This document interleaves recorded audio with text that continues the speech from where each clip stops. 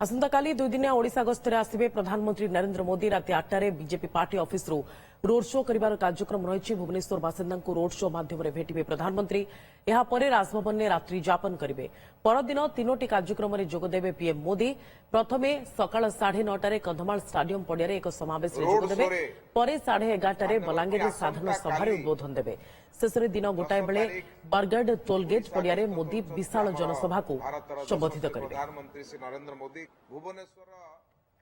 जनसाधारण काली प्रधानमंत्री नरेंद्र मोदी को देखिबार सुजोग पाइबे एवं कालीर जो रोड शो अच्छी तादेरे भुवनेश्वर विभिन्न स्थान लोक माने विभिन्न प्रकार स्वागत करुचंती। आमे जहाँ आज देखुथुलु विभिन्न लोक आसी कहउचंती जे आमे आमर जो स्थानीय कला संस्कृति ताकू नेइकरा आमे स्वागत करिबु। तेणु काली ए जो 2.5 किलोमीटर रोड शो अच्छी से रोड शो निश्चित भाव में ओडिशार एक ऐतिहासिक रोड शो हम। परदिन सकाळे तीनोटी स्थान रे जनसभा को संबोधित करिवे।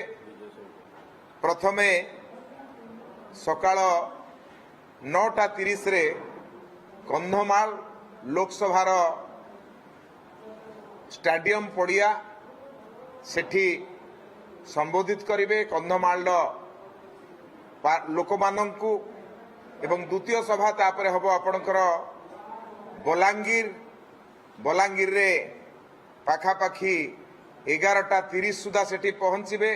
सेठी मध्य एक साधारण सभा हम बलांगीर लोकसभार जनसाधारण को संबोधित करिवे।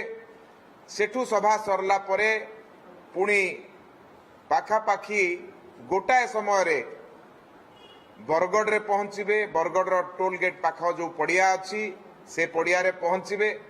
तेणु तीनोटी स्थान रे 11 तारीख दिन जनसभा को संबोधित करिवे।